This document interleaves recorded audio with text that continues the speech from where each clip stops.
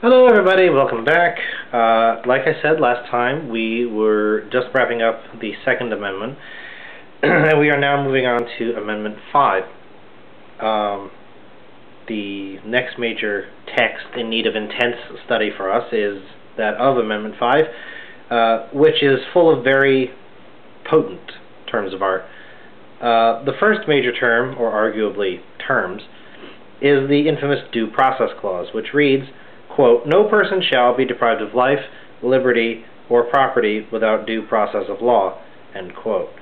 To date, it has become one of the greatest constitutional train wrecks of our time, and context is of the utmost importance in establishing its original meaning.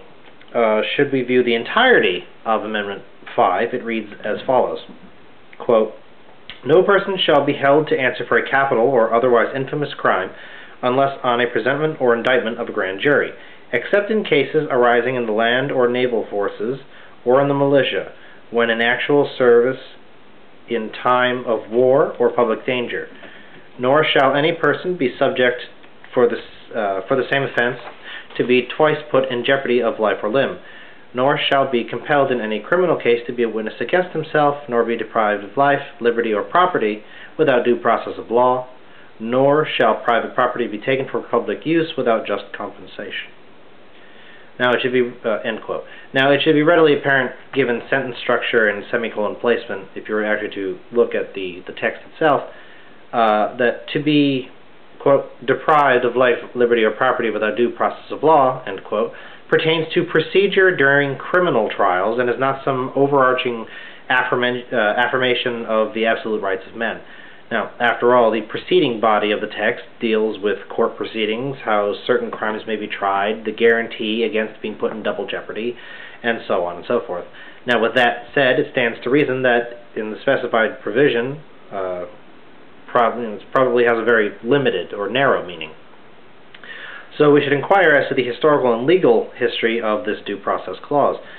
It finds its roots in the famous Magna Carta of 1215, where in Section 39 it stipulates that, quote, "Neither will we pass upon him," referring to all freedmen, "or condemn him but by lawful judgment of his peers or by the law of the land," end quote.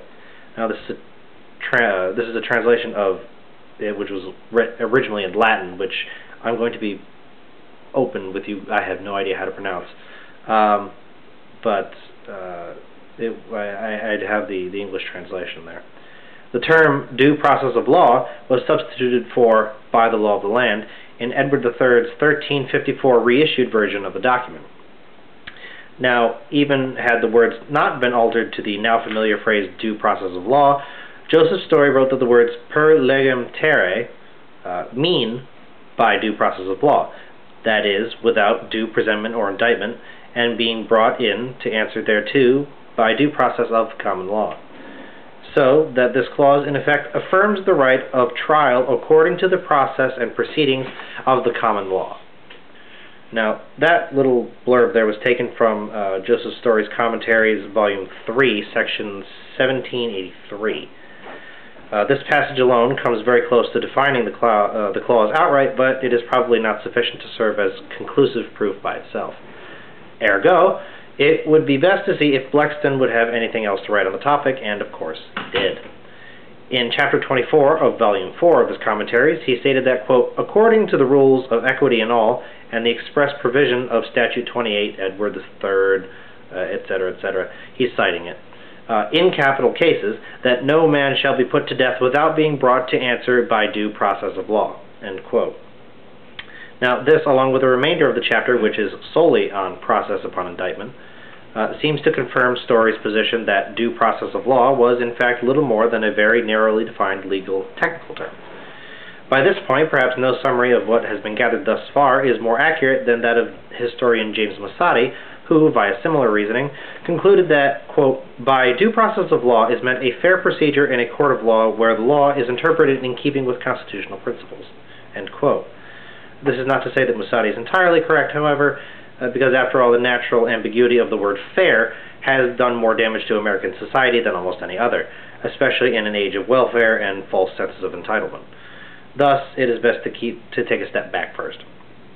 And we must remember that the common law inherited from England was the default authority to which the federal and state governments turned in order to fill any gaps left open in American law. Now, Christopher Wolfe had an insightful way of fleshing the matter out, which we will find relatively helpful. In his work, How to Read the Constitution, he wrote, quote, "For this procedural content of due process, several different major interpretations flow from different answers to the question, what is due process of law? What criterion or reference point determines what is due or owed a person? The narrower interpretation would be that a person has a right to that process due to a person under the law.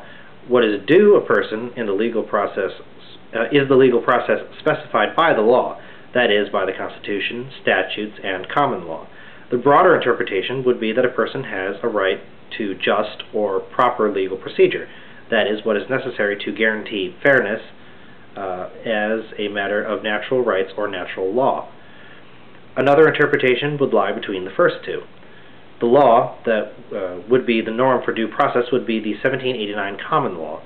Now, this would make the norm a limit on the legislature because the source of this law would be something other than the legislature itself, but it would also give it a more clear-cut or specified source, since the common law is a definite received body of doctrine whose content can be established with less controversy than the natural law." End quote.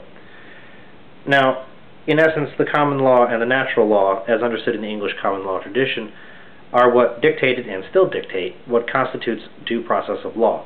Thus, a working definition of the Due Process Clause set in more contemporary terms might read as follows, and again, this is my conjecturing.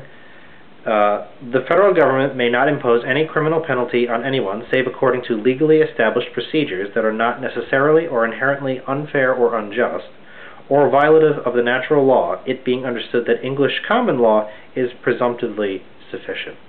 End quote. Now, there may be different instances where another inherited common law tradition in conjunction with that of England will suffice as well. For instance, the Spanish common law was once the common law of Florida, the French common law was that of Louisiana, and the Russian common law was that of Alaska. But that's sort of starting to split some hairs. That's not something we really need to concern ourselves with right now. For thoroughness' sake, one should note one or two minor clarifications. It seems that what officially is due process may be altered by the regular legislative process, so long as it keeps with the 1789 English common law standard. However, what this provision does, in effect, is declare that the federal government must subject persons accused of criminal actions to due process of law, whatever that is at any given time. This is not to say that the definition of due process shifts gradually over time. It does not. Perhaps it would be better to conceptualize such change as enacted by the legislature as punctuated equilibrium.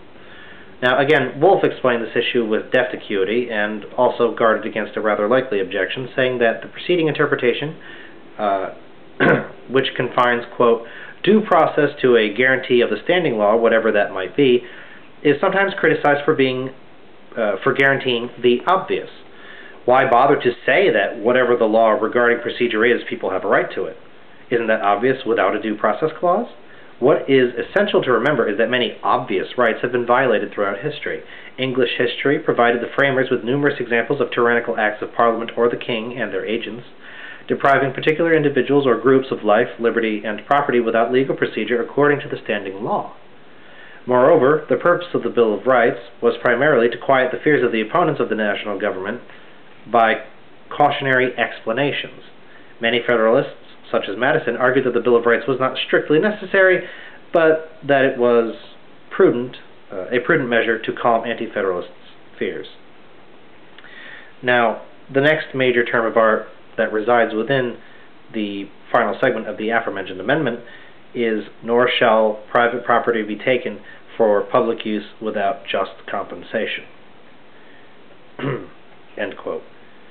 Now, the two terms of art therein are taken and just compensation.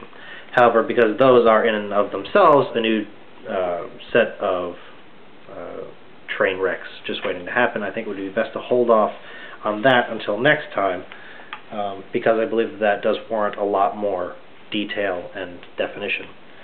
So, I apologize to those of you who would think that this was another one of the shorter videos. Maybe you're cheering. That's fine. Maybe you're not watching at all, at which point, you probably wouldn't care. But, hey, we'll just stick with it. So with that, I suppose I can say I'll let you go until next time, and until then, good night, God bless, and take care. Alright, bye-bye.